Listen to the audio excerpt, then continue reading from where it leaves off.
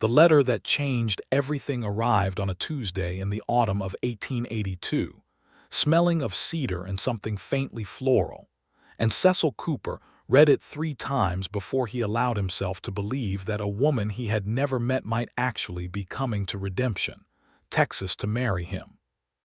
He stood on the porch of his ranch house, the one he had built with his own 2 hands over the course of 3 solitary years, and he looked out across the flat golden land, where the mesquite trees bent in the dry October wind, and he felt something crack open inside his chest like a seed finally deciding to grow. The letter was from a woman named Della Boone, of Savannah, Georgia, and she had responded to his advertisement in the Matrimonial Times, a small publication that had become something of a lifeline for lonely cattlemen and farmers who worked land, so remote that courtship in any traditional sense was nearly impossible. Cecil was 29 years old, broad-shouldered, with hands that told the story of every fence post he had ever driven and every calf he had ever pulled from a difficult birth.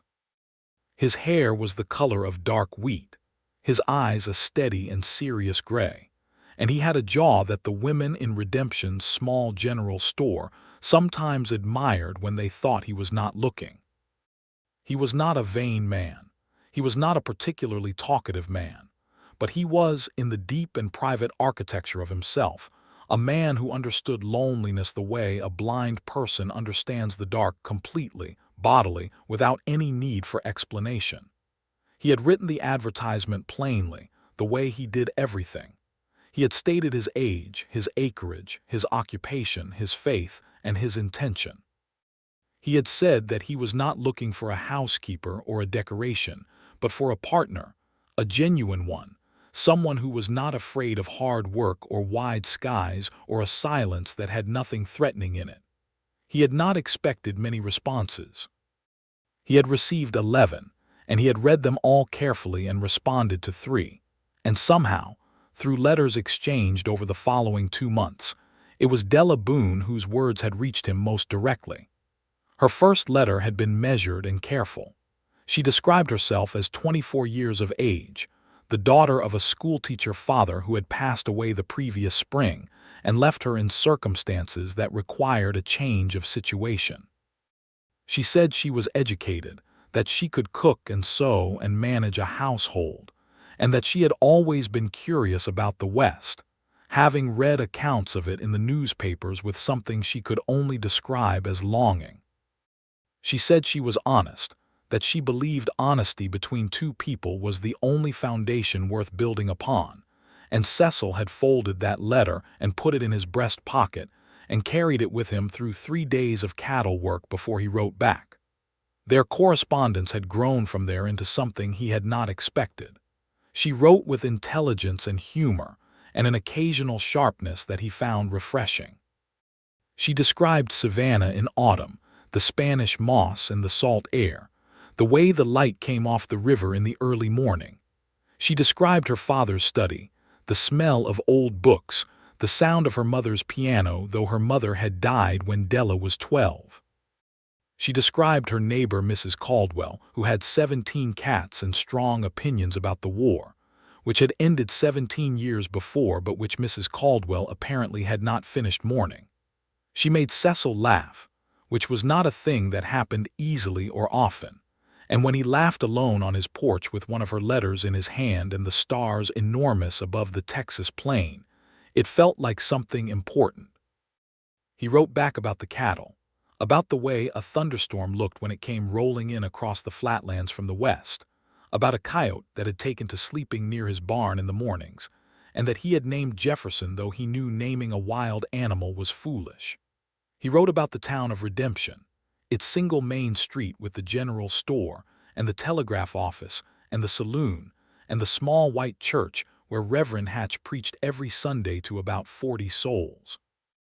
He wrote about his nearest neighbor, a Mexican rancher named Alejandro Vega who had become his closest friend and whose wife Rosaria made a chili that Cecil was convinced had no equal in the known world.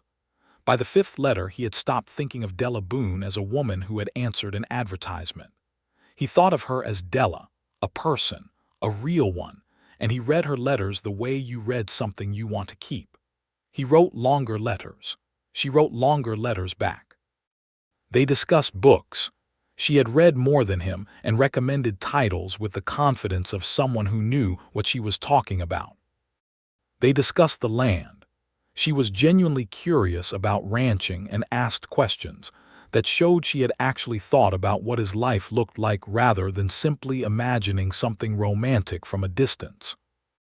They discussed the future, carefully at first and then with more openness, and by the time he received her 7th letter, in which she said that she had given the matter serious thought and would be honored to make the journey to redemption if he still wished it, Cecil Cooper had already made a decision he did not fully realize he had made, which was that he would do everything in his considerable power to make this woman's life a good one. He wrote back immediately.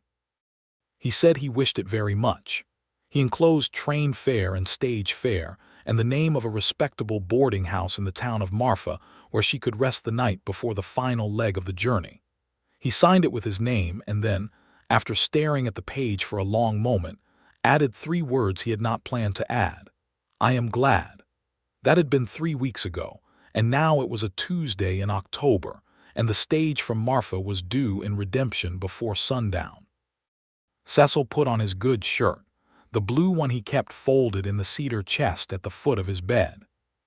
He brushed down his horse, a dun quarter horse named Anchor, not because he particularly thought Della would care what his horse looked like, but because the action of doing something careful with his hands settled his nerves. He drove his wagon into town at mid-afternoon and tied it outside the general store, and he went in and bought a pound of coffee and some dried apples and a small jar of honey, because he had once mentioned in a letter that he kept bees, and she had written back that she had never tasted honey straight from a farm and had always wanted to, and he thought having it there when she arrived would be a small thing but a real one. The town of Redemption in the year 1882 was not a large or glamorous place, but it had a certain quality of light in the late afternoon that Cecil had always found beautiful. The way the sun came in low and golden across the dust of the main street and turned everything amber and warm. He sat on the bench outside the general store and waited, and Alejandro Vega rode up at some point and sat beside him without being invited, which was the manner of their friendship, and said nothing for several minutes, which was also the manner of their friendship. Then Alejandro said, "You are not nervous." "I am extremely nervous," Cecil said. "You do not look it." "That is because I am exercising significant self-control." Alejandro smiled. He was 42 years old, compact and dark-haired, with a scar on his chin from a fence wire accident and a steadiness about him that Cecil had always admired. He and Rosaria had been married for 20 years and had 4 children, and they were the happiest people Cecil knew. "She will like you," Alejandro said. "You do not know that. She has been writing to you for 2 months. She knows what kind of man you are." Cecil did not answer that.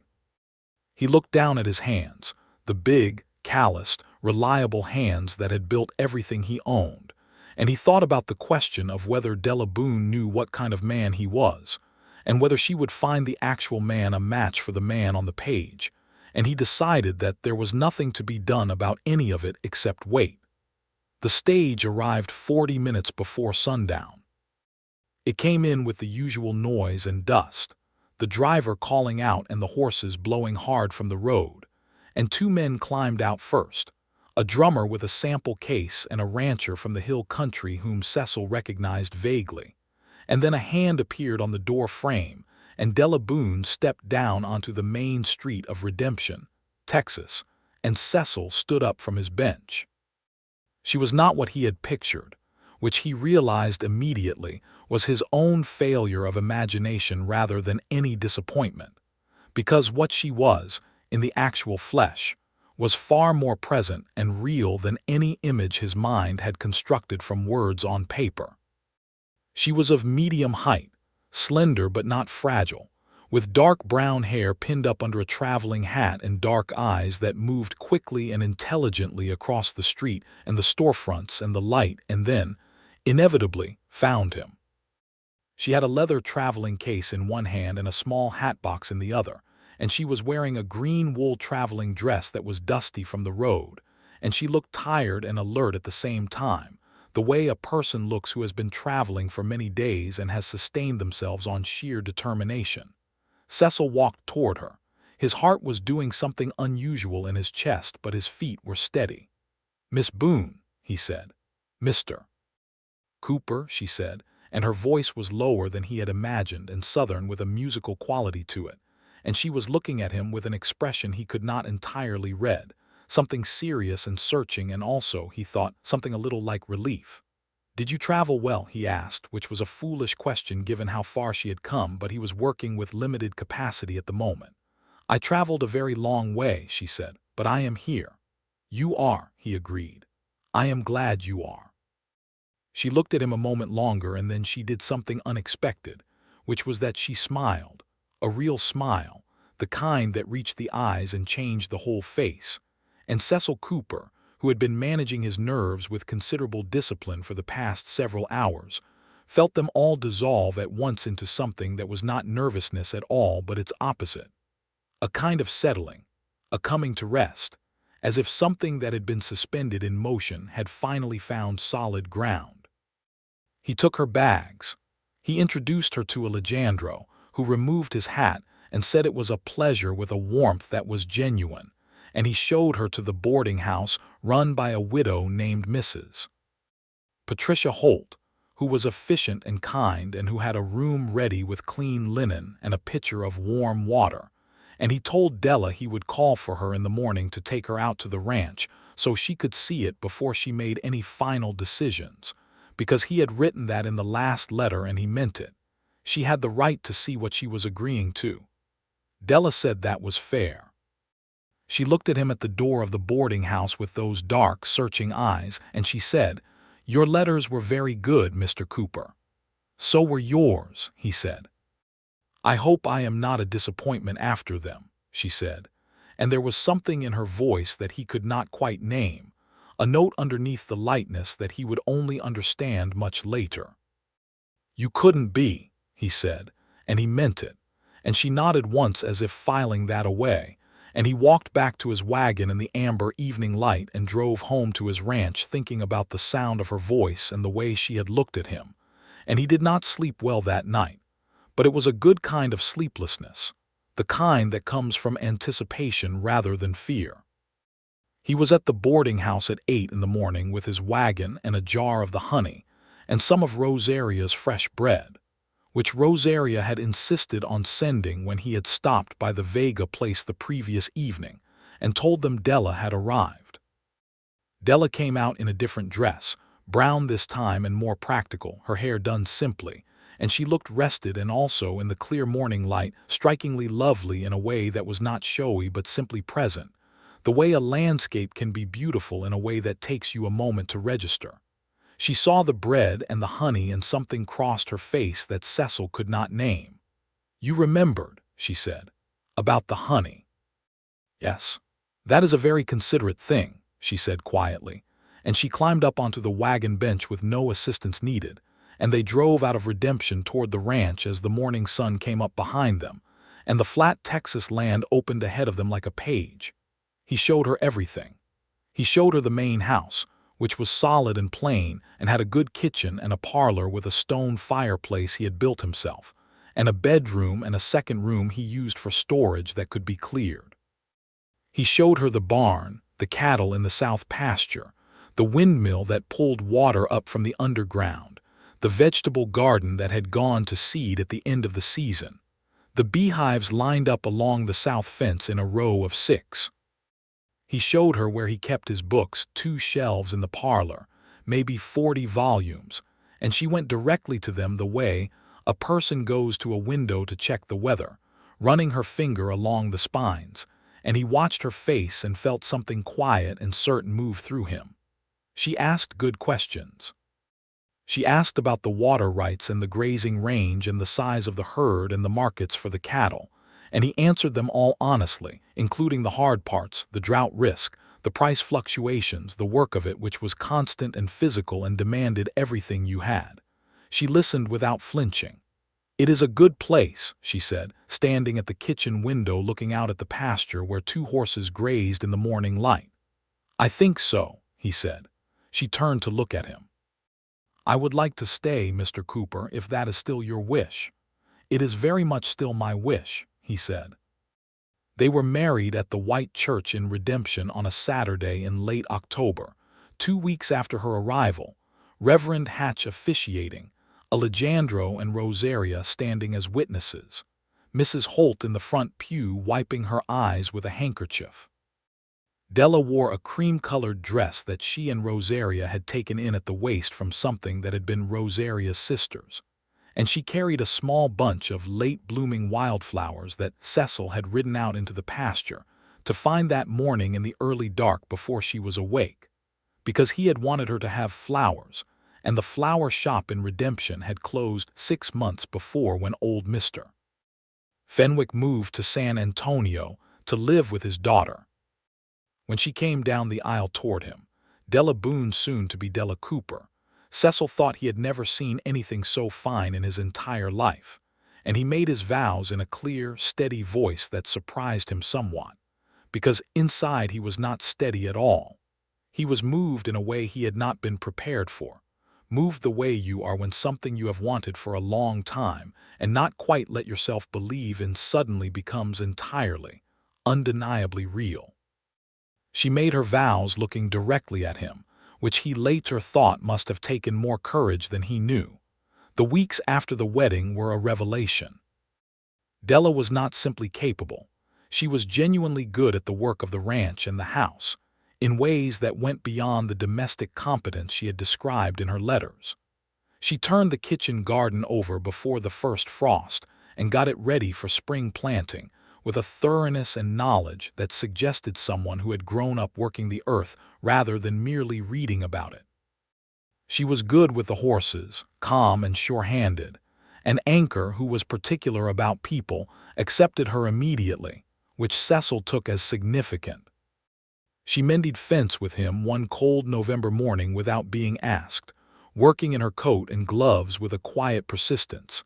And afterward she was pink-cheeked and honest about her sore hands, and she laughed about it. And Cecil handed her the liniment and watched her rub her hands by the fire and thought, with a force that surprised him, that he was happy. They talked in the evenings. This was the part that continued to surprise him most, because he had known in letters that she was interesting to talk to. But the evening conversations that grew between them over the first month of their marriage were different from the letters in a way he could not quite describe, more immediate, more layered, more alive. She had opinions about things and was not shy about stating them, and she was also genuinely curious about his opinions and listened to them with attention. She read aloud to him sometimes from the books on the shelves or from the newspaper that came from San Antonio twice a week, and he listened to her voice in the lamplight and felt a contentment that was, for a man who had lived as solitary a life as his, almost alarming in its completeness.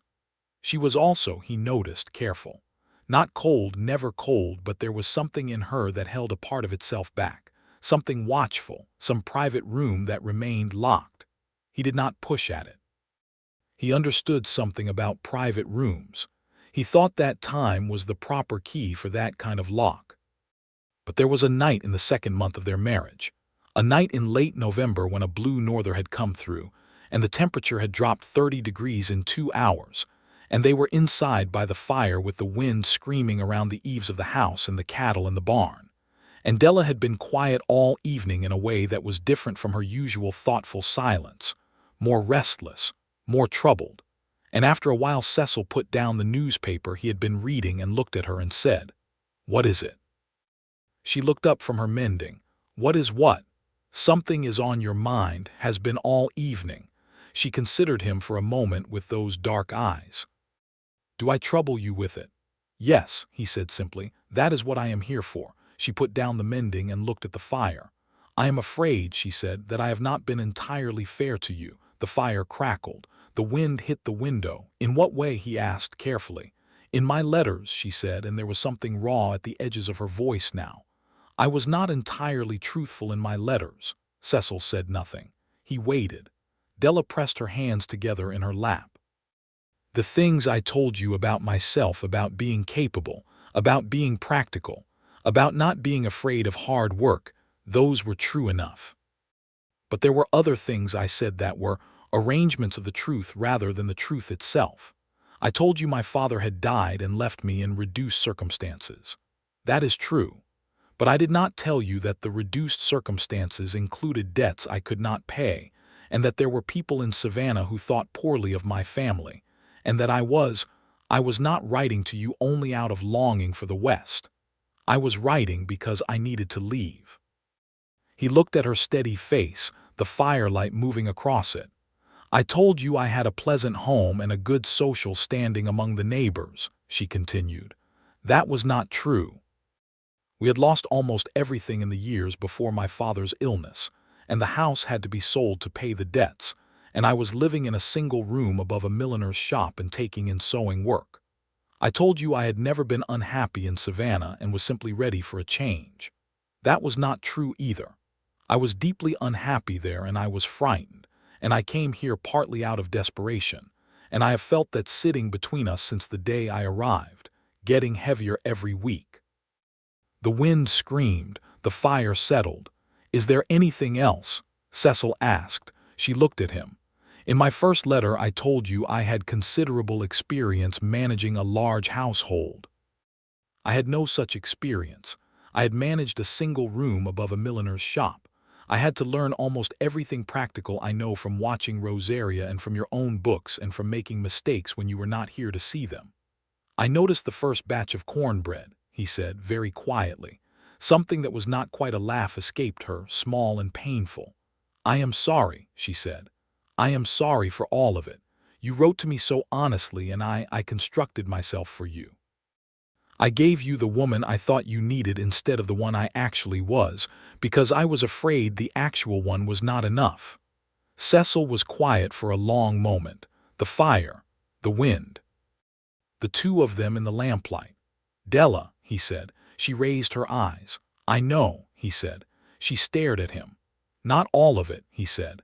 Not the specific. I did not know about the debts or the room above the shop. But I knew that some of what you wrote was not false exactly, but constructed. I knew because I have read enough to recognize when someone is writing themselves into a better light than they feel they deserve. And I knew because the woman I met when that stage pulled in was nervous in a way that was not about meeting a stranger exactly, but about being found out. Her face had gone very still. But here is the thing I want you to understand, Cecil said, leaning forward, his elbows on his knees, his gray eyes steady on her face. I loved what was in those letters regardless, not the woman you invented, the one underneath her, the one who made me laugh, the one who asked real questions about cattle prices and water rights, the one who was honest about the cats next door and the smell of old books and the fact that she missed her father. That was you, Della.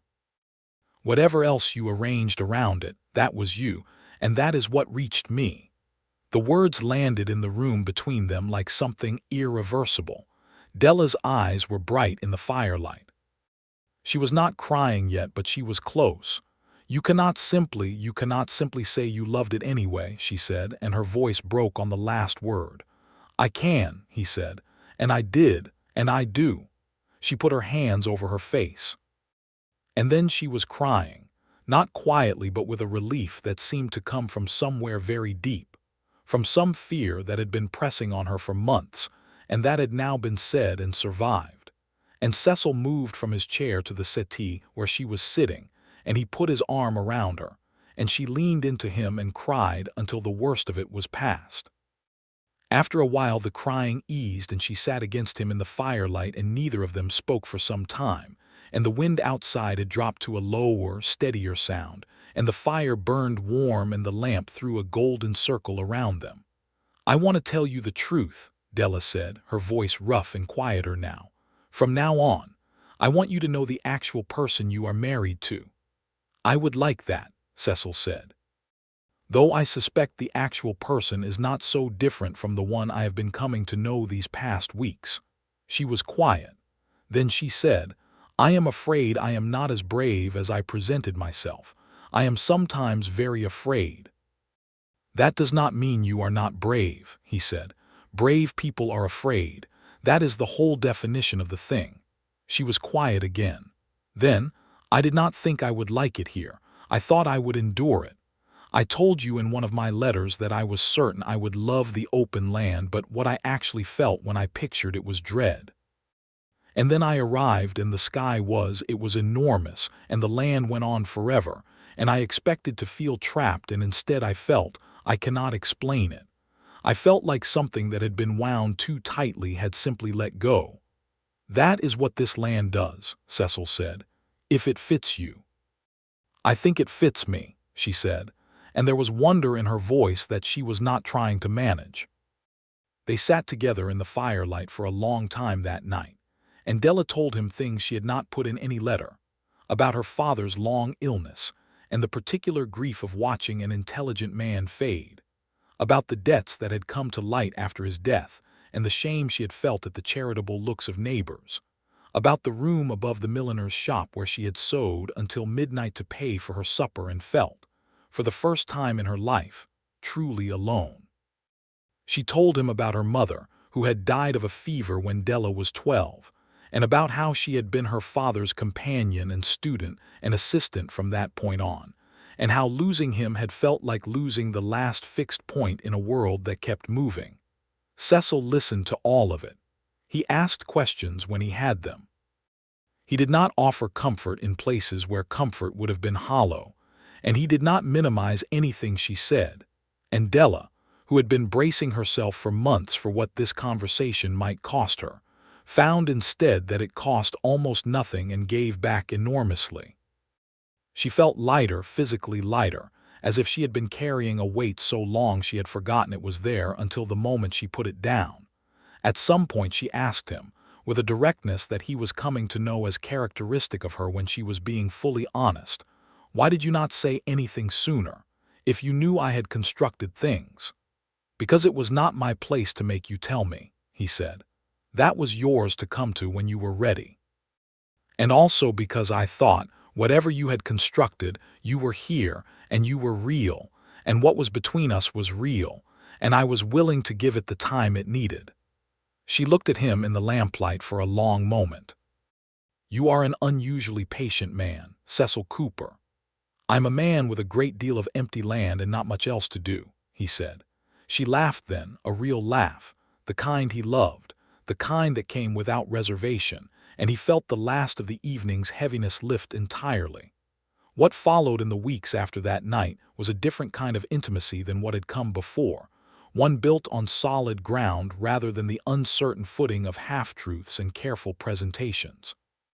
Della was, Cecil discovered, exactly as interesting as she had seemed in her letters, and considerably more than that in person, sharper, funnier, more various in her moods and opinions and responses to the world. She was also, beneath the capability and the intelligence, a person who had been living carefully for a very long time, measuring herself against what she thought was required, and there was something that happened as the winter came on, and the two of them fell into the rhythms of the ranch and the house and each other, something like the opening of a window in a room that had been kept closed. She started things, small ventures, each of which told him something. She started a correspondence with the school teacher in Redemption, a young woman named Agnes Ford who had arrived only the previous year, and whom Della found brilliant and lonely, and the two of them began meeting on Thursday afternoons alternately at the school and at the ranch, talking about books and ideas with an enthusiasm that made Cecil smile when he came in for his midday meal and heard their voices from the kitchen. She made friends with Rosaria Vega in the natural way of two capable women who recognized each other's quality, and the friendship became deep and sustaining for both of them, a thing of easy affection and fierce loyalty. She began teaching herself to ride properly, which she had mentioned only briefly in the letters, and which turned out to be something she had never done with any confidence. She went out every morning after breakfast to work with the second horse, a steady bay mare named Tuesday that Cecil had bought at auction the previous spring, And within a month she was riding well enough to go out on her own. And within 2 months she was riding well enough that Cecil occasionally forgot she had ever been a beginner, watching her come back across the pasture in the late afternoon on Tuesdays back, easy and upright, her dark hair loosened from its pins by the wind. December brought the first real cold, and with it Christmas preparations, which Della threw herself into with a focus that he found unexpectedly moving. Not because the preparations were elaborate, they were not, but because she did them with the particular attention of someone who had not had much occasion for celebration recently and was taking the matter seriously. She made a wreath from cedar branches. She made gingerbread from a recipe she claimed was her mother's, though she admitted midway through that she had only made it once before and was not entirely certain she remembered the quantities correctly, and the resulting gingerbread was only approximately correct but real and good. She wrapped small gifts for Alejandro and Rosaria and their children, things she had made herself, embroidered handkerchiefs, a book she had copied out by hand because she could not get a printed copy, a carved wooden horse for the youngest Vega boy that she had spent 3 evenings making with a knife borrowed from Cecil's workbench. On Christmas Eve, Alejandro and Rosaria and their 4 children came to supper, and the house was warm and full of voices, and the children ran around the parlor and under the table until Alejandro called them to order with a firmness that was immediately effective, and Rosaria brought tamales and Della's gingerbread was pronounced excellent by everyone with a sincerity that may or may not have been diplomatic, but which Della accepted with transparent pleasure. And Cecil sat at the head of his table in his warm house with his wife and his friends, and felt a happiness that had a particular quality to it, the quality of something earned. After supper, when Alejandro and Rosaria were washing dishes with the comfortable efficiency of people who have done it together hundreds of times, and the children were asleep in a pile on the settee under Cecil's work coat, Della and Cecil sat on the porch with their coffee in the cold Christmas Eve dark, the sky enormous above them and luminous with stars. "Last Christmas I was alone," Della said. "I know. I sat in that room above the shop and I ate crackers and dried fruit for my supper and I read until I fell asleep with the lamp on, and I woke up in the night to darkness and I felt," she paused, "I felt like I might simply disappear and no one would know for several days." Cecil reached over and took her hand, which was cold from the cup, and held it in his. "This is better," she said. "Yes," he said. "Cecil," she said, "yes. I think I am falling in love with you." He turned to look at her. She was looking at the stars, which was a cowardly tactic, and she knew it, but she had said the true thing and she could not quite manage to also meet his eyes immediately. "Della," he said. She looked at him then. "I have been in love with you since the 3rd letter," he said. She stared at him. "That was in September. You barely knew me." "I knew enough," he said. "You wrote about your father and the books and how you used to read to him in the evenings, and you said that you thought books were the longest conversation a person could have, and I thought, this is someone who understands what I have been wanting. That was the 3rd letter. I was done for after that." She looked at him for a long moment in the starlight, and then she leaned forward and kissed him, which was not the first time they had kissed, but was different from the previous times, different in some essential way, the way that everything is different when the true thing has been said, and there is no more managing or constructing, only 2 people and the winter stars and the fact of what they feel. The spring of 1883 came on with a generosity that felt personal. The rains came at the right times. The cattle were fat and healthy. The vegetable garden that Della had turned over in October came in with a vigor that she found deeply satisfying. She had spent the winter reading Cecil's agriculture books and the agricultural column in the San Antonio paper, and she had made plans and planted with a care that paid off. And by late April, she was bringing in armloads of greens and early tomatoes and radishes that were the best Cecil had ever tasted, which he said plainly, and she received plainly, and they were both pleased. In May, Della discovered she was expecting a child. She told him at breakfast, setting his coffee down and then sitting across from him and saying, simply and directly, which was her way now, "I believe I am expecting a baby." Cecil put down his fork. He looked at her face, which was serious and a little pale, and very attentive to his response. "Are you well?" he asked. "I am queasy in the mornings, otherwise well." "Good," he said. He was quiet for a moment. "Are you happy about it?" The question surprised her. She had expected excitement, perhaps plans, a different kind of response entirely. "Yes," she said. "Are you?" "I am the happiest I have been since Christmas Eve," he said, which was the happiest I had been up to that point. "So yes." She reached across the table and took his hand, and his big calloused fingers closed around hers, and they sat like that in the morning kitchen for a while without saying anything. And outside the window the spring morning went on about its business, bright and alive. She told Rosaria that afternoon, and Rosaria embraced her with a warmth that had no reserve in it and said, "Good, good, this is very good," and then sat her down and told her exactly what to expect in terms that were frank and practical and occasionally alarming, but fundamentally reassuring, because they came from a woman who had done this 4 times and was clearly still standing. Agnes Ford, when told the following Thursday, took Della's hands in hers and said with genuine feeling, "Oh, Della, I am so glad for you," and then immediately started talking about the education of children in such terms that it was clear she was already invested in the future child's intellectual development, which made Della laugh and feel, for the 10,000th time since arriving in Texas, that she had somehow ended up in exactly the right place. The summer was hot, as Texas summers are, but Della managed it with a practicality that impressed even Rosaria. She moved her heaviest work to the morning hours, rested in the worst heat of midday, and was back at lighter tasks in the afternoon. She kept her garden going with particular attention to the melons and squash that came in heavy and sweet in the heat.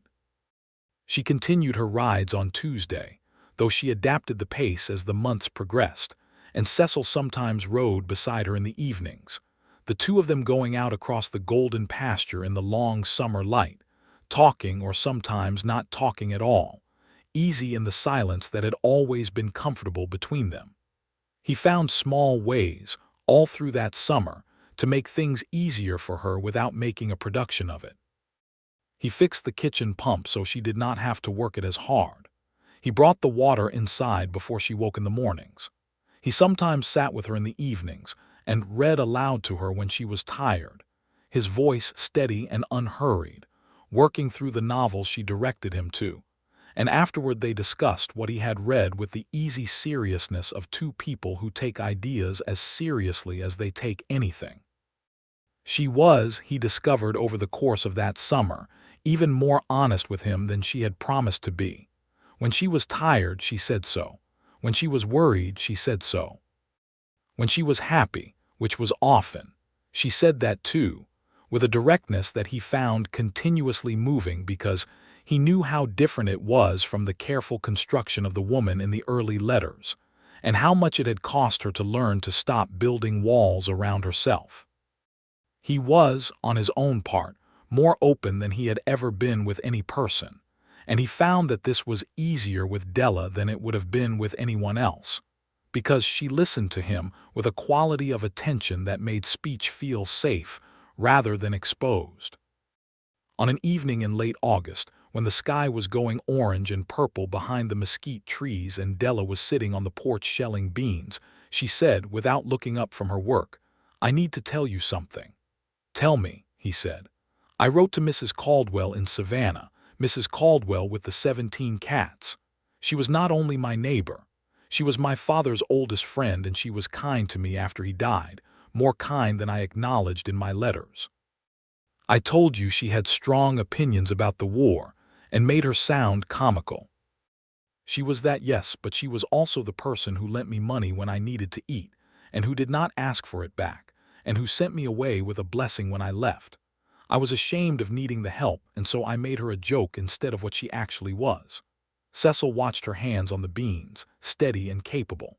I wrote to her and I told her the truth about where I was and what my life was like and that I was grateful, Della continued. I received a letter back yesterday. She says she is glad I am settled and happy, and that she always knew I had more in me than Savannah could hold. She also says 2 of the cats have died, which brings the total to 15, and she hopes Texas is treating the beans kindly because she had a difficult summer with her own garden. Cecil felt something that he could not name settle softly in his chest. That is a good letter to have written and a better one to have received, he said. Yes, Della said, and finally looked up at him, her eyes warm and a little wet. I have been doing that, going back through the things I arranged and trying to put them right. Not all of them can be put right, I know that, but the ones that can, I am trying. You do not owe that to me, he said. I know I do not, she said. I owe it to myself. He leaned over from his chair and kissed her temple carefully, the way you handle something that matters. She went back to the beans. He picked up his newspaper. The evening settled around them like something earned. The fall came, and with it the approach of the baby's arrival, which Rosaria had estimated for October, and the local doctor, a young man named Dr. William Marsh, who had recently set up in Redemption having come from Fort Worth, had confirmed. Dr. Marsh was 26 and earnest and thorough, and Della found him competent enough, though she privately told Cecil that Rosaria's practical experience of childbearing was more reassuring than any medical opinion. October the 14th, 1883, a Sunday, and therefore quiet, and therefore it seemed afterward like a day that had been specifically designed for the arrival of something important. Della went into labor in the early morning, and Rosaria was there by noon, and Cecil spent the afternoon in a state of contained, severe anxiety that Alejandro managed by keeping him busy with fence work in the near pasture, and by talking about everything and nothing in the steady way that Alejandro had. And by the early evening, Dr. Marsh came to the barn where they were working, and said with a smile that the baby had arrived, and mother and child were doing well. The baby was a boy, which neither Cecil nor Della had had any particular feeling about in advance, but which seemed right, immediately and completely, when Cecil came into the bedroom and found Della in the lamplight with the small, damp, furious, utterly extraordinary person resting on her chest. She was exhausted and shining with it, and she looked at Cecil when he came in the door and said, "Come and see." He sat on the edge of the bed and looked at his son. The baby's face was red and scrunched and already asserting a strong opinion about having been disturbed into the cold world, and he had a quantity of dark hair that was clearly Della's contribution, and his hands were the size of nothing Cecil had ever seen in any serious context. He is very small, Cecil said. They are meant to be, Della said. He is also very loud. That is your contribution, Della said. I am not a loud person, Cecil said. You can be very loud about things that matter to you, she said. He will be too, I imagine.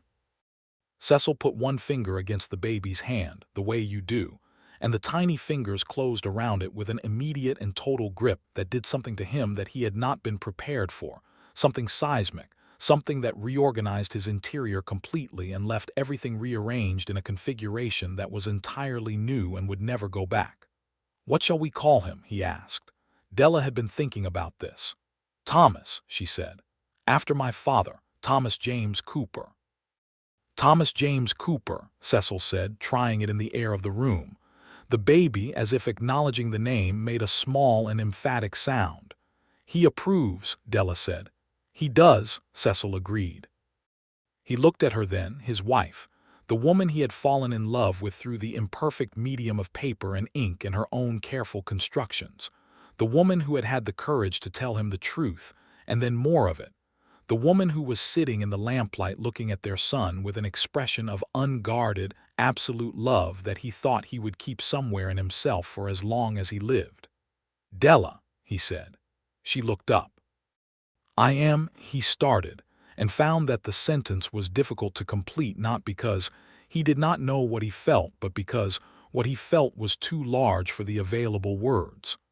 I am very glad you answered that advertisement, he said. She laughed softly, tiredly, with complete reality. "So am I," she said, "though not for any of the reasons I thought I would be." "What were those?" "Safety," she said, "practicality, a way out of a situation that had become impossible. Those were the reasons I came." She looked down at Thomas, who had quieted and was studying the ceiling with the profound and slightly baffled attention of the newly born. "But that is not what I stayed for." "What did you stay for?" he asked, though he thought he knew. "For you," she said simply, "for exactly you." Thomas James Cooper grew through his first year with the aggressive competence of a healthy child who has no idea how recently he did not exist and is very busy making up for it. He was loud, as Della had predicted, and interested in everything, and opinionated from an early age, and he had Cecil's gray eyes and Della's dark hair and a jaw that was going to be, when he got the full use of it, very like his father's.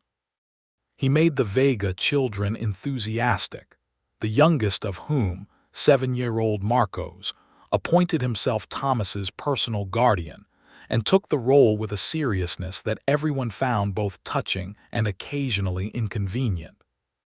Della, in the year of Thomas's infancy, found herself settling into a version of her life that she had not known how to want when she had written those early careful letters, because she had not known it existed, had not known that this quality of ordinariness, the ranch and the work and the child and the man and the friends and the wide Texas sky, could feel like something she had been looking for specifically, without knowing the name of it. She continued corresponding with Mrs. Caldwell, who became a regular and beloved presence in the mailbox, and whose letters were detailed and funny and full of the cats, which had stabilized at 14, and of Savannah, which Della found she could think of now without the old tightness, as simply a place she had come from, one thread in the larger fabric. She wrote occasionally to one or two of her father's former colleagues, old men who had known her when she was small, and who wrote back with the pleased formality of people who liked to hear that things had gone well.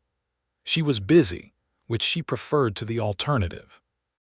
The vegetable garden expanded, partly because it pleased her and partly because it became a genuine source of income when she began selling surplus produce to the general store and to several of the town's households. Alejandro admired her management of it in terms practical and direct, saying once that she had a nose for what the land needed that was not a common thing, and Della took the compliment with the quiet pleasure of someone who has found that they are good at something real. Agnes Ford remained her closest friend outside the Vega family, and their Thursday meetings continued through that second year, with a regularity and pleasure that both women valued greatly. Agnes was, under the calm schoolteacher exterior, a person of considerable passion and opinion, and her views on women's education, on the treatment of the Comanche and other native peoples, who had been so violently displaced from this very land, on the general arrangements of the world and their injustices, were expressed with a clarity and force that Della found bracing and important. These conversations troubled Della in productive ways, made her look at the landscape she had come to love, and think about what had been done to make it available to her, whose land it had been before, at what cost the wide grazing ranges existed, which was not a comfortable line of thinking, but which Agnes said was the only honest one. Della brought some of this into her evenings with Cecil, who listened with the seriousness he brought to everything that mattered to her. He had his own thoughts about it, shaped partly by his friendship with Alejandro, who knew things about land dispossession and the violence of borders that came from a different angle than Agnes's, but arrived at similar places. And their conversations on these evenings were some of the best they had, difficult and honest and inconclusive in the way that real things often are. In the spring of Thomas's second year, a thing happened that was small in itself, but that felt, to Della, like a closing of the last open door. She received a letter from a lawyer in Savannah regarding her father's estate, which had been settled some years before, and from which she had expected nothing further. The letter informed her that a small amount of money, $22, which had been sitting unclaimed in a bank account that the original settling of the estate had overlooked, was hers if she wished to claim it. $22 was not a significant sum, but it was the last thread connecting her to the life she had left, the last official document with her old name on it, Della Boone, before she was anything else.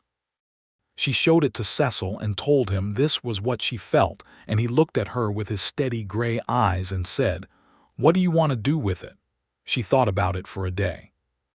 Then she wrote back to the lawyer and claimed the money, because it was her father's money and it was right to claim it. And when it arrived some weeks later, she divided it into two parts. The first, she used to buy a very good dictionary and a set of primers that she donated to Agnes Ford's school, because her father had believed in education the way other men believed in religion, with a wholeness and without reservation. The second part she kept and eventually used for seeds, which seemed exactly right, something of her father's, worked back into the ground to grow. That summer, the summer of 1885, was when everything shook. There had been trouble in the county for some months, a dispute over water rights that had been growing between the larger cattle operations to the west and the smaller ranchers, including Cecil and Alejandro. A group of men working for a large cattle baron named Harmon Briggs had been pressing on the boundaries of the shared grazing range, moving fences, blocking creek access, the kind of slow, grinding pressure that was designed to wear down smaller operators until they sold or moved on. It was not violent, not yet, but it was calculated and it was wrong, and the toll of it showed in Cecil's face in the evenings, a new tightness around his eyes that had not been there before. Della heard about a land rights meeting being organized in the county seat, a gathering of the smaller ranchers to discuss the situation, and it was she who first said that Cecil and Alejandro should go, and that she and Rosaria would manage the ranches for the 3 days it would take. When Cecil hesitated, not because he doubted her capacity, but because the idea of leaving her alone had become something he resisted, she looked at him with the directness she had earned through 2 years of honest conversation and said, "Cecil, go. This is your land, our land. Do not let someone take it quietly because you were being careful of me." He went. While he was gone, one of Briggs's men came to the fence line. He was not threatening in any direct sense, but his presence was an assertion, a message, and he spoke to Della from his horse with a pleasantness that was not pleasant at all, looking at the house and the garden and the cattle with the appraising eye of someone who has already decided something belongs to him. Della stood at the fence line with her arms at her sides and met his eyes and told him, in a voice that did not shake, that this land was legally titled, that the water rights were registered, and that she knew the names of the county attorney and the district land commissioner, and was not in the least averse to using them. The man smiled and rode away, but he left, which was the point. She told Cecil when he came back, plainly and without drama. He listened and then was quiet for a moment in a particular way, the way that meant he was managing a strong feeling. Then he said, "Are you all right?" "I am perfectly fine," she said. He was no match for a woman who argued her way through 2 months of letters. Cecil looked at her for a moment and then he laughed, really laughed, the way that only she could make him laugh, the way that filled the room, and she laughed too, and the tension went out of the evening. The meeting in the county seat produced results. The smaller ranchers, having organized and engaged a lawyer and presented their case with documentation, established clear legal recognition of their water access and boundary lines. Harmon Briggs was not a man who would abandon his ambitions entirely, but he was a man who understood when a legal line had been drawn clearly enough to create genuine risk, and the pressure on the small ranchers eased over the following months and did not return with the same force. Cecil and Alejandro rode home from that meeting with something restored in them, the particular dignity that comes from standing for something and not being moved. And Cecil came in the door of his house that evening and found Della at the kitchen table helping Thomas, who was nearly 2 and very interested in everything, identify the pictures in one of the primers she had bought with her father's money. And he stood in the doorway for a moment, just looking at the two of them in the lamplight before he came in. And Della looked up and saw his face and knew, without asking, that it had gone well. Life on the Cooper ranch settled back into its rhythms, but it was a richer settling than before, built on layers of tested things. Della's garden in the summer of 1885 was the best it had ever been, a full half-acre now of vegetables and herbs, and a small plot of sunflowers that she grew for the pleasure of them. Their large, frank, solar faces turned to the light with an earnestness she found admirable. Thomas toddled through it with the destructive enthusiasm of the very young, and she redirected him with a patience and humor that Cecil watched with continuous wonder. In the fall of that year, Della discovered she was expecting again. She told Cecil in the same simple way, over breakfast, and his response was the same simple joy. And Thomas, sitting in his high chair with porridge on his face and a strong interest in a piece of bread, was unaware that anything had changed but seemed, in some animal way, attuned to the happiness in the room, and he banged his spoon and said with great satisfaction the word "good," which was one of about 15 words he currently deployed with varying degrees of accuracy. "Quite right," Cecil told him. "Quite right." This pregnancy was different from the first in small ways, easier in some respects and harder in others, and Della managed it with the experience of someone who knows now what to expect, which is its own kind of reassurance. She was more tired in the early months, and she let herself be tired, which was something the first time around she had not entirely allowed. She let Rosaria and Cecil take more from her when she needed to give it, and she found this easier than she would have thought possible before she learned the difference between needing help and being weak. The winter of 1885 and into 1886, Della began teaching. This was Agnes Ford's idea, or rather Agnes's persistent recommendation of something Della had mentioned once in passing, which was that she had helped her father with the teaching of his students in Savannah, and had found it the most satisfying work she had ever done. Agnes needed help with the older students, the 12 to 15-year-olds who were beginning to want more than the basics she had time to provide, and she proposed that Della come 3 mornings a week and take the advanced reading and composition. Della, 6 months along in her second pregnancy, and already more settled in redemption than she had imagined possible when she had stepped off that stage 3 years before, agreed. The teaching was what she had always been, without knowing it.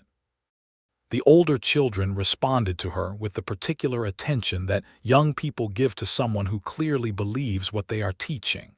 And within a month she had organized a reading circle that met voluntarily on Friday afternoons, which began with 4 students and grew to 9, and then 12. She brought books from her own shelves and ordered more from San Antonio with Cecil's enthusiastic support. And by the spring, she had turned the Friday circle into something that felt like genuine education rather than obligation, and the children were arguing about books with each other in the street, which Agnes said was the highest possible result. Cecil went to the school sometimes to walk Della home, which he told her was for the exercise, and which she told him was transparent. He would stand in the doorway of the schoolroom and watch her finish a lesson, this woman who had come to him out of letters and longing and a carefully constructed presentation of herself, who had told him every true thing she had been hiding, and found that it changed nothing except the ground they stood on, making it firmer. And he thought with a regularity that never became less vivid, how extraordinary it was that she had answered that advertisement, how extraordinary that he had written it. How extraordinary the whole sequence of improbable events that had delivered her to him, or him to her, whichever way you chose to read it.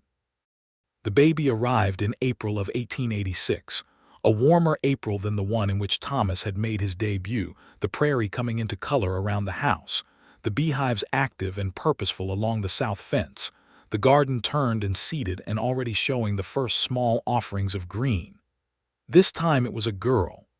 Della looked at the small, surprising, absolutely confident face of her daughter and said, "Hello, you." Thomas, who was 2 1/2 and had been coached extensively for this moment, came to the bed and looked at the baby with an expression of deep scientific assessment. Then he said, "Small." "Yes," Della agreed.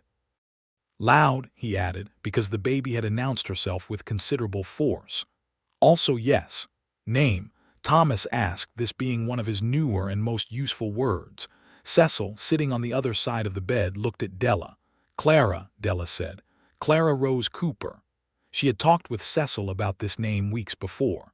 The rose was for Rosaria, a small honor for a woman whose friendship had been one of the best gifts of Della's Texas life. The Clara she had come to in a way she couldn't entirely explain, only that it sounded right, clean and open, a name for a girl who would grow up with wide skies above her and good solid ground under her feet. Thomas tried the name out. "Clara," he said. "Clara, Clara," he seemed to approve. Clara Rose Cooper grew with the same aggressive competence as her brother, though her personality was its own entirely separate country. Where Thomas was loud and interested in the practical, Clara was watchful and precise, the kind of child who noticed everything and said comparatively little until she had decided what to do with what she had noticed, which was, Cecil said, very like her mother, and Della said was not a criticism she was willing to receive without contest, which proved his point. The years that followed were the years that Della, in her later life, thought of as the years of the fullness of things, when she was most comprehensively herself, and most comprehensively in the middle of a life that fit her completely. Thomas went to Agnes Ford's school at 6, and immediately distinguished himself as the kind of student who asks more questions than the teacher has anticipated, which Agnes said was either a blessing or a challenge depending on the day, but which she privately told Della she loved. Clara was 2 years behind him, and would arrive with her watchful eyes and her decisive opinions, and her mother's sharp mind and her father's steady calm. Cecil's ranch grew modestly and solidly, which was the way he had always wanted it, not empire, not ambition that outran sense, but a good working operation that could sustain itself, and the people on it through dry years and wet ones, through market drops and family additions, through the general unpredictability of a life lived close to the weather. He was 41 in 1894, and he looked it in the best possible way, weathered and capable, a man made of the same material as the land he worked. And Della loved him with a completeness that had only deepened with the years, with the accumulated evidence of daily life. With all the mornings of coffee, and the evenings of lamplight, and the difficult conversations, and the ones full of nothing much, and the ones that changed things, and the way he looked at her across the kitchen table, as if she was the most interesting view available, which she had never stopped finding both amusing and moving in equal measure. She was 36, and she was not the woman she had been at 24, not the frightened, careful, constructing woman who had written those letters, and she was not the woman she had been in the first months of her marriage either, still carrying the weight of what she had not yet said. She was the woman who had said it, all of it, and found that the saying had not destroyed anything but had become the foundation of everything. She thought sometimes about that, about how close she had come to never telling him, about how different her life would have been if she had maintained the construction, how hollow it would have been, how lonely in its apparently successful surface. She thought about the woman who had written those letters not with shame, exactly, but with a kind of tender understanding, because that woman had been genuinely frightened and genuinely alone, and had done what frightened and alone people do, which is build walls between themselves and the thing that might hurt them. She had been lucky, extraordinarily lucky, to have written to a man who had seen through the walls and loved what was behind them regardless, who had given her the time and the space and the patience to come to truth on her own terms. She told him this once, on an evening in the early winter of 1894, when the children were in bed and the house was quiet, and they were sitting by the fire with their books in the old familiar way. She put down her book and told him what she had been thinking about the letters and the woman who had written them and the luck of it all, and he listened with the same quality of attention he had always given her, And when she was done, he was quiet for a moment, and then he said, "You were not only lucky. You were also brave, coming on that stage, coming to a stranger in a strange place. Whatever you wrote in those letters, the coming was real. The coming was desperation," she said. "The coming was both things," he said, "as most of the best things are." She looked at him across the fire, her husband, this man she had found through paper and ink and the willingness of the desperate to try one more thing, and she felt the full reality of him, the solidity of him, the specific, irreplaceable, thoroughly known quality of him, and she thought that if she had ever doubted that the West was where she belonged, she would only need this moment to know that it was. "Cecil," she said. "Yes. I want to tell you something." He looked up with that small, quiet attention. "I do not have any more confessions," she said. "I have told you everything. All the things I hid and all the things I managed and all the fears and all the shames. There is nothing left that you do not know." He looked at her steadily. "I wanted to say that," she said, "because I wanted you to know that I am entirely here. No reservations, no withheld rooms, just entirely here." Cecil Cooper put down his book and looked at his wife across the fire in the lamplight of their house on the Texas plain in the winter of 1894. This woman who had come to him, imperfectly and bravely, and who had been honest with him at the cost of real courage, and who had built a life beside him that was more full and more real than anything he had imagined possible when he was alone here with his books and his ranch and his gray-eyed solitude. And he said the truest thing he knew. "I know," he said. "I have always known, and I have always been glad." She crossed the room and sat beside him and took his hand, and they sat like that for a long while in the quiet of the evening, listening to the fire and the wind and the small sounds of the house sleeping around them. And outside the stars were enormous above the Texas plain, and the beehives were quiet along the south fence, and the garden was waiting under the winter ground for spring, full of things that would grow. Thomas Cooper grew into a young man who had his father's solidity and his mother's quick intelligence, and who took to the land with a naturalness that Cecil watched with deep satisfaction. By the time he was 15, he was doing a man's share of the ranch work and asking questions about cattle management and water use that showed he had been paying attention to everything. And when he was 18, he rode with his father to the county meeting about the new grazing regulations and came home with strong opinions that he and Cecil argued about respectfully across the supper table, while Della and Clara listened and occasionally intervened with decisive precision. Clara was, as Della had predicted from the beginning, entirely her own person and not easily summarized. She had gone through Agnes Ford's school like a fire through dry grass, consuming everything available and immediately demanding more. And at 14, she had read most of what was on Della's shelves and had begun corresponding with the library in San Antonio, which was a facility that her mother had established a useful relationship with over the years. She wanted to be a teacher, she said, with the unequivocal certainty of someone who has known their direction for a long time and is simply waiting for the world to catch up. Agnes Ford, who had no children of her own and who had watched Clara develop since she was old enough to be curious, said it was the most obvious thing in the world and set about making it practically possible.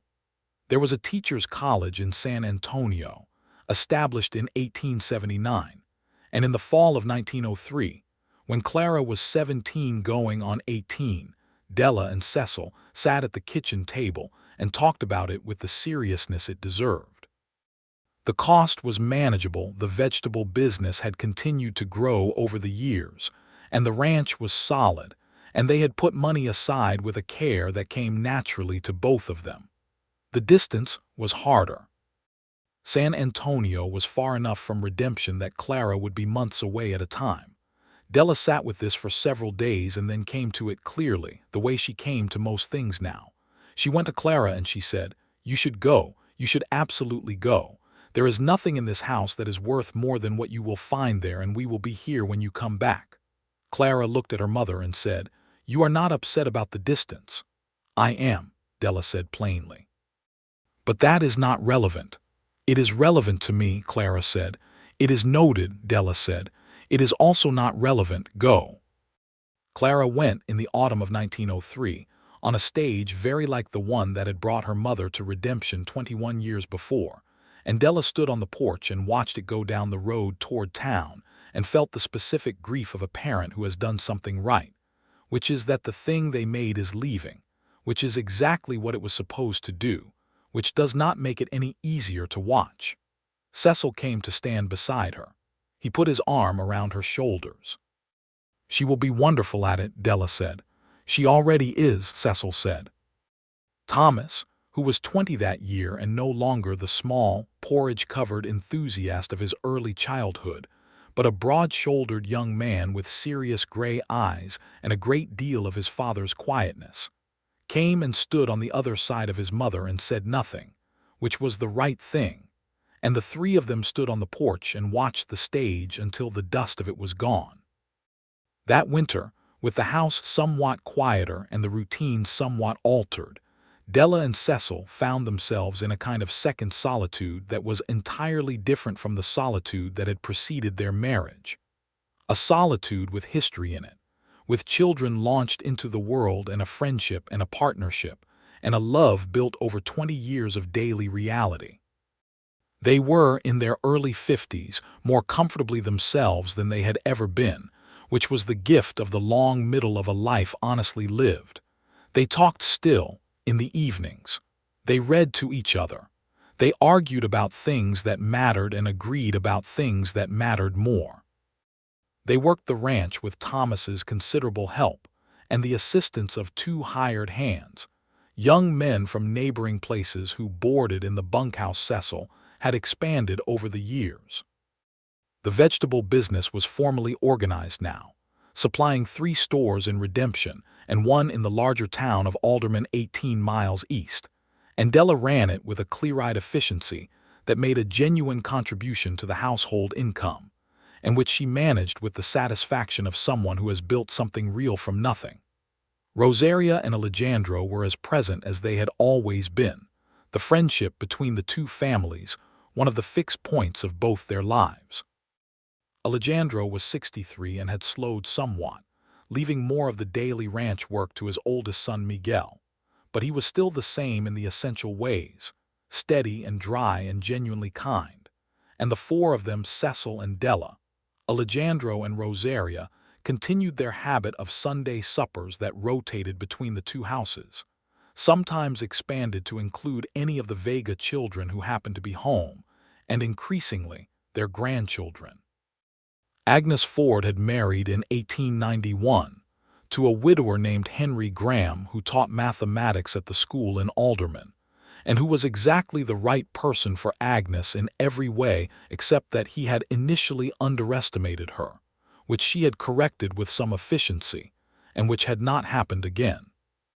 Agnes and Henry had moved to Alderman, but Agnes came to Redemption every month or so to see Della, and they wrote in between, and the friendship was as vital at 50 as it had been at 24, which Della thought was the right measure of a friendship. The spring of 1905 brought 2 things of significance. The first was a letter from Clara, who had graduated from the Teachers' College the previous year and taken a teaching position in a town called Careville in the hill country, reporting that she was well and happy and had met a young man, a rancher's son named Matthew Graves, who had the interesting quality of not being intimidated by her opinions, which she considered the essential requirement and was pleased to report had been met. Della read this letter at breakfast and then read it again and then looked at Cecil and said, "A young man," and Cecil said, "A good one, it sounds like." And they both smiled at each other across the coffee cups with the specific happiness of parents who have worried for a long time about a thing without quite saying so, and who have now been relieved. The second thing was that Della began writing. She had always been a writer, in the sense that her letters had always been more than the transactions they were formally meant to be. But this was different. She began writing a memoir of sorts, not for publication necessarily, but because Agnes had been saying for years that Della's story was worth putting down, and because the winter evenings had a length to them now that wanted filling, and because there was something, finally, that she wanted to account for properly. She wrote about coming from Savannah. She wrote about her father and the room above the milliner's shop and the fear.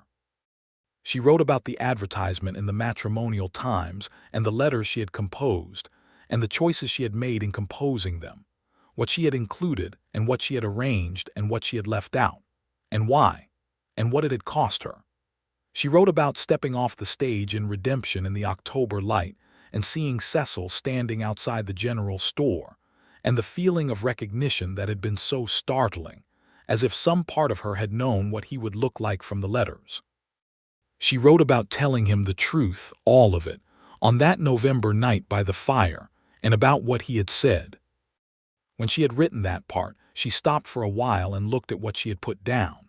She had written his exact words as best she could recall them, which was quite well because she had kept them inside her like something of permanent value from the night he had said them. I loved what was in those letters regardless. That was you, Della. Whatever else you arranged around it, that was you, and that is what reached me. She showed it to him one evening when she had a good portion of it written. He read it carefully, the way he read everything, and when he was done he put it on the table and was quiet for a moment. "Is it accurate?" she asked. "To the events, yes," he said. "What about the rest?" He looked at her. "The rest is the most accurate thing I have ever read," he said. "You have written exactly what it was." "The parts about you," she asked. "You do not mind?" "There is nothing in here I am ashamed of," he said simply. She took the pages back and held them for a moment. "I think Clara should have it," she said, "and Thomas, when they are older, something to know where they came from." "Write it for them then," he said, "but let me read it as you go." She wrote it for the next 2 years, evenings and some mornings, adding to it as things happened. The news that Clara and Matthew Graves had become engaged, which they both received with uncomplicated joy, and the wedding in Kerrville in the spring of 1907, to which the whole Cooper family traveled. Cecil in his good shirt, and Della in the best dress she had ever owned. A deep blue one that Rosaria had helped her choose from a dress shop in San Antonio. And Thomas in his father's wedding coat, newly fitted, standing up for his sister with a gravity that made Della's throat close. Clara was radiant in a way that was characteristically Clara, not soft or dreamy but bright, like sunlight on water, clear and definite, wearing her happiness the way she wore everything, completely and without reservation. Matthew Graves was a tall young man with an open face and a steadiness about him that Della recognized immediately as something familiar, as something she trusted, and when he looked at Clara, it was with the particular quality of attention that Della knew very well because she had been receiving it herself for 25 years. "He loves her," she said quietly to Cecil during the ceremony. "Yes," Cecil said, equally quietly. "Not just the idea of her, the actual her." "The actual her would be very difficult not to love," Cecil said. She took his hand in the church pew, and he squeezed it, and they both faced forward and watched their daughter get married in a church in the hill country of Texas on a bright spring morning in 1907, with the bluebonnets wild in the fields outside the windows. Thomas met a young woman the following year, 1908, at a stock auction in Alderman. Her name was Pearl Whitman, and she was 20 and the daughter of a wheat farmer, and she had her father's practicality and her own considerable humor, and she could discuss cattle breeding with a specificity that Thomas found immediately arresting. They were engaged within 3 months, which Della said was perhaps a little fast, and Cecil said was perhaps just fast enough. And Thomas, inheriting both his father's patience and his mother's directness in equal measure, said that he had paid sufficient attention over his entire life to the evidence of what happened when you found the right person, and was not inclined to delay unnecessarily. He was married in the White Church in Redemption in the October of 1908, a year almost to the day after Clara's wedding, and Pearl Whitman became Pearl Cooper, and came to the Cooper Ranch as a daughter-in-law and partner in the way that Thomas had hoped, and that Della and Cecil found entirely right. She was not Della, but then she was not meant to be, she was Pearl, her own strong, specific self. And she and Della established between them quickly and naturally the kind of relationship that is not quite mother and daughter, but is something real and reciprocal and good. Cecil's 60th birthday came in the spring of 1913, and Della organized a celebration that drew Alejandro and Rosaria, both white-haired now and somewhat slowed, but as present and warm as they had ever been, and Clara and Matthew, who came up from Careville with their two boys, 4-year-old James and 2-year-old William, and Thomas and Pearl, who were living in a house Cecil and Thomas had built together on the east quarter of the ranch property the previous year, and Agnes and Henry from Alderman. Reverend Hatch, who had married Cecil and Della 31 years before, and who was now truly old but sharp-eyed and precise as ever, came to supper and sat at the table's end, and told a story about the first time he had seen Cecil Cooper, which was at a sermon in the autumn of 1879, when Cecil had arrived newly in Redemption, and had sat in the last pew, and looked as if he intended to evaluate the entire proceeding before committing to it, which he had apparently never stopped doing. The table was full, the house was full. Cecil sat at the head of it and looked down the length of it, the candlelight and the faces and the noise of James and William being managed by Clara with the same brisk, loving efficiency with which Della had once managed Thomas and Clara. And he found Della at the other end of the table, and she was already looking at him, which was often the way, and she raised her coffee cup slightly in his direction, a small private acknowledgment across the crowded table, and he raised his own, and they held it for a moment. Their eyes, their cups, their 31 years. Afterward, when the guests had gone and the children and grandchildren were asleep in various corners of the house, and the kitchen was clean, and the candles were out, and the house had settled into the deep quiet of a place that has held a great deal of life and is resting from it, Cecil and Della sat on the porch in the spring night with their coffee in the old way, the stars brilliant above them, the air carrying the smell of the flowering mesquite, and from somewhere further away the sweetness of the beehives. 60, Della said. So it appears, Cecil said. How do you feel? He considered this with his usual thoroughness. Fully occupied, he said finally. As if every part of me that was built has been used for something which seems like the right result for 60 years. That is a good way to put it, she said. You helped, he said. You helped me first, she said. He looked at her. She was 55 and she was herself, fully and completely herself, the dark hair gone to silver at the temples and the dark eyes as alert and searching as they had been when she stepped off the stage in 1882, the face that he knew better than any landscape, that had been the view he preferred above all others for 31 years. I want to read you something, she said. She had the last pages of the memoir with her, the pages she had written most recently and not yet shown him.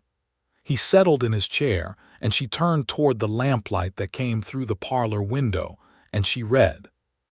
She read the ending she had written, about the years and the children and the friendship and the work, and about what it had meant to come to this place out of fear and find belonging instead, and about the particular gift of a love that had been built on the truth after the lies had been said aloud and survived. She read the last paragraph, which she had written several times before she was satisfied with it, which said, I came here with paper and ink and a careful construction of a woman I hoped would be enough. I found here that the actual woman was more than I had known, and that the man who waited for her had known this before she did, which is the only miracle I have ever personally witnessed and the only one I have required. I am grateful for the wide sky and the hard ground and the good work and the people who made themselves my people, but I am most grateful, always and firstly, for him. She put the pages down. Cecil was quiet for a moment. Then he said, his voice not entirely steady, That is very good, Della. It is true, she said. That is why it is good. He reached over and took her hand. His hand was 60 years old and built of work and weather, and the 100,000 small choices of a life directed toward good things, and her hand was 55 years old and built of its own long story, and they held each other's hands in the spring night on the porch of the house he had built and she had made a home, and the stars went on above them with their ancient and indifferent abundance, and the land spread out to all horizons, and the beehives slept along the south fence, and the garden was full and green and waiting for summer, and in the house behind them the grandchildren breathed the deep, dreamless breath of children who have gone to sleep feeling entirely safe. And there was nothing left unresolved, nothing left unsaid, nothing that had not been given its proper name and placed in the light and survived there, and the evening held them in its warm and ordinary grace, and they were, as they had been for 31 years, and as they would be for all the years remaining, entirely and completely and without any reservation at all, home.